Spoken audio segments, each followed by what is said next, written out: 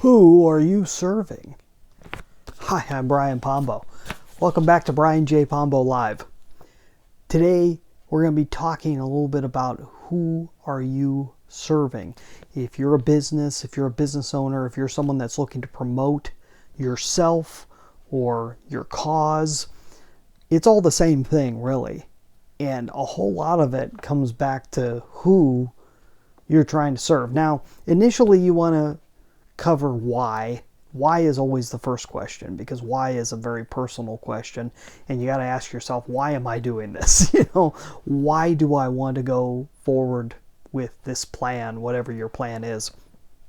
And that's the best way to really quantify that is go get the book Start With Why by Simon Sinek. I don't have my copy right here, but Start With Why with Simon Sinek. It's an awesome book. It's a quick read, and he kind of goes into why you want to start with why and why it's absolutely important that you start with why.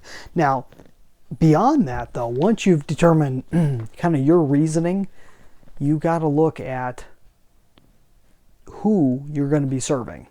That's ideal. Ideal is to find out who you're serving and what they're after. So I was speaking with some of my friends who run a YouTube channel, and they've been putting out really great YouTube videos. And so it's Case and Natasha. You can go and check them out. I'll put a link below of their YouTube channel. And we were talking about kind of where they're looking to take it and so forth. And we got along this subject of, who exactly is your ideal audience? Who are you trying to help? Who are you trying to entertain? It's such a big question. And it's one of these strange things. It's the reason why I have this giant book here. I'm going to compare this to it because I like really strange things, okay? One of the things I like is really strange, odd books that you can't find anywhere else, and that has to do with really particular subjects. This is an encyclopedia of old-time radio. Okay, look at how thick this sucker is. This thing is huge. I could sit down with this darn encyclopedia and flip to any page and find something interesting. I just opened it up right here. There used to be a radio show that was all on Tarzan. It was Tarzan on the radio. Stories of Tarzan. And it's not just stories. These are acted out. Most of these are dramatic radio shows from the 30s, 40s, and 50s, and from the whole English-speaking world. And it's a fabulous, if you're into old-time radio, which I am, this is a thing that nerds would get. But look at how specific this is. I mean, how many of you would possibly ever enjoy looking or thinking about something like this? Probably not. It's probably really low.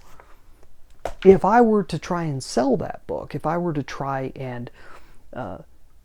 to get people to buy that book or buy anything around that book, anything around old-time radio, I'd be talking to a really niche market to begin with, let alone someone that'd be willing to buy a whole encyclopedia on it. So you're talking about a very specific, tiny little market. That's okay, but you have to know who you're going after so you know what to expect. If you've got a small market, for example, the market that I tend to go after with my videos and podcasts, it tends to be a really small market. That tends to be the type of people that I'm talking to are people that are involved in business oftentimes. They're people that they're looking to get involved in business.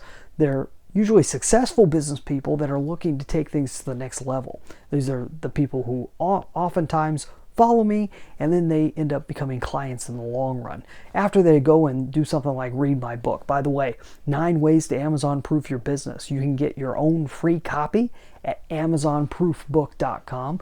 Don't miss out on that. Go check that out. But it's all about knowing who first. See, because I know that, because I know I'm after a very particular audience, when I don't get a whole lot of views on this video or this podcast episode or that one, it doesn't bother me because I know who I'm going after. And as long as I'm hitting that group, and if I'm not, that's something else. But as long as I'm hitting that group and reaching out to those people and bringing in new people and meeting new people via my podcasts, that are my type of people, my ideal clients and so forth. As long as that's happening, it's working. So I don't care how many views YouTube says I have. What matters to me is, are those views worth something to me?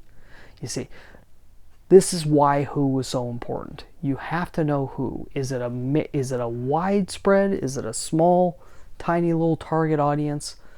Start there when it comes to building your business, and everything else comes easy. When it comes to what you should be selling, when it comes to what your message should be, all that should be designed around who you're going after. And that will also help you save money in the short run when you're trying to advertise and market. So hopefully that makes sense to you. We'll be back tomorrow with another idea, one of these things. Actually, we're going to talk about the second thing that you really need to focus on beyond the who. And we're going to talk about that tomorrow. In the meantime, you get out there and let the magic happen.